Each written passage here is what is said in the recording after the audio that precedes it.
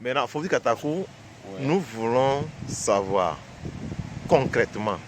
quel est le rôle des associations de personnes en handicapé. Bon, quand on parle, et le titre même dit, des associations qui s'occupent des personnes en situation de handicap, leur rôle, en voyant le problème, c'est quoi?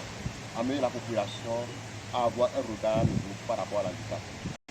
Travailler à l'accessibilité, à l'autonomisation de la personne handicapée et permettre à la personne handicapée de mener sa vie de manière paisible comme tous les autres. Mais aujourd'hui, en voyant les personnes en situation de handicap, en les rencontrant, en écoutant leur histoire, en écoutant leur expérience par rapport à certaines associations qui s'occupent de la personne en situation de handicap, on se pose vraiment de sérieux problèmes. On se pose vraiment de sérieuses questions par rapport à ce qu'il faut concrètement. Et la plupart, on a l'impression que beaucoup sont dans ces associations-là simplement pour leur pain quotidien. Parce qu'il n'y a pas de travail et on a créé, on a concordé une structure de personnes en situation de handicap avec quelques personnes en situation de handicap pour qu'eux aussi puissent avoir leur pain quotidien. Mais par rapport à ce qu'ils font sur le terrain, on se pose beaucoup de questions. Par exemple, combien de personnes en situation de handicap avons-nous? Combien fréquentent? Combien sont dans des formations? Et comment on les accompagne? Et aujourd'hui, avec la vision qu'on a, est-ce qu'on a pensé à ce que vivent les personnes en situation de handicap? La plupart des personnes en handicap, ce qu'ils vivent, ce qu'ils mangent, là où ils se couchent, c'est tout un problème. Donc ils n'ont pas de moyens parce qu'une personne en situation de handicap, là où il doit se diriger, doit être arrangé pour que ça soit accessible à lui. Là où il doit faire ses besoins aussi doit être arrangé pour que ça soit accessible à lui. Imaginons les personnes qui n'ont pas la chance là d'avoir des gens qui arrangent ces choses pour eux. Imaginez leurs difficultés. On voit certaines personnes en situation de handicap qui ne se lavent pas. Les personnes sont sales. Oui, ils sont sales. Mais quand la personne n'a pas les moyens pour pouvoir aller se doucher dans des endroits, il y a un frère qui m'a dit, avant il se douchait dans un endroit où, quand il rentre dans la douche, peut-être la femme a fait ses règles.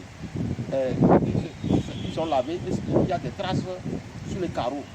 Mais il ne peut pas se lever, il s'assied dans ça, et c'est là, comme ça qu'il se douche. D'autres ne se douchent pas.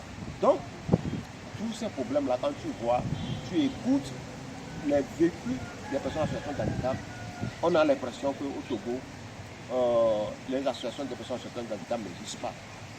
Mais est-ce que l'État qu'on a dans ces personnes en situation de handicap, comme le dit l'article, un article de la Constitution togolaise qui dit que l'État doit prendre en charge des personnes, des vieillards, des personnes en situation de handicap. Quand on voit tout ce qui se passe, on voit les conditions de vie des personnes handicapées, on dit que cet article est complètement ignoré. Parce que quoi? Le nombre de personnes handicapées sont combien? Offrir une bourse de 40 000 ou bien de 50 000, de 100 000 chaque trimestre à des personnes handicapées, je ne pense pas que ça va créer un problème à l'État togolais.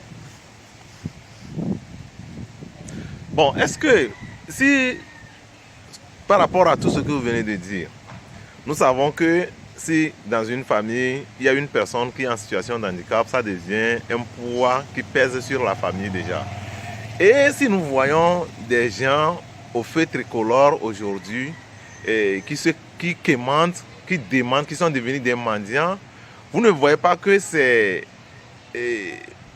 la faute aux associations, parce que nous savons que des associations comme des personnes en situation de handicap ont des partenaires qui devaient les accompagner pour les aides sociales aux personnes en situation de handicap. Vous ne voyez pas que c'est la faute aux associations qui fait que les gens sont sur les feux tricolores en demandant, bien qu'émandant?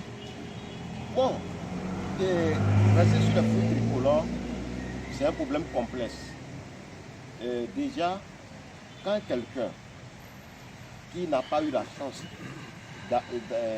d'avoir une famille qui l'a accepté, et la personne tombe dans le cercle de rester au bord du feu du tricolore, cette personne est difficile à sortir dedans. Donc, il y a certaines, quand j'ai approché certaines associations de personnes en situation de handicap, il y a des gens qui ont essayé, font certains travaux pour former certaines personnes en situation de handicap. Après, ils sont retournés. Il y a leur faute, parce que il y a plus ou moins leur faute, il y a la faute de l'État, il y a la faute des familles. Parce que pour prendre en charge quelqu'un qui a fait plus de 5 ans au bord du feu de route, au bord des feux tricolores, il faut véritablement un travail de fond. Non seulement il faudrait que la personne soit formée, non seulement on forme la personne, quand la personne arrive à créer un atelier, il va falloir qu'on puisse aider la personne à vendre. Et vous pouvez former une personne en situation de handicap, lui ouvrir un atelier. Si la personne va dans son atelier, un mois, s'il ne vend pas, la joie vient, la facilité qu'il a trouvée en restant au bord du feu pour avoir 1000 francs, 2000 par jour, il va retourner.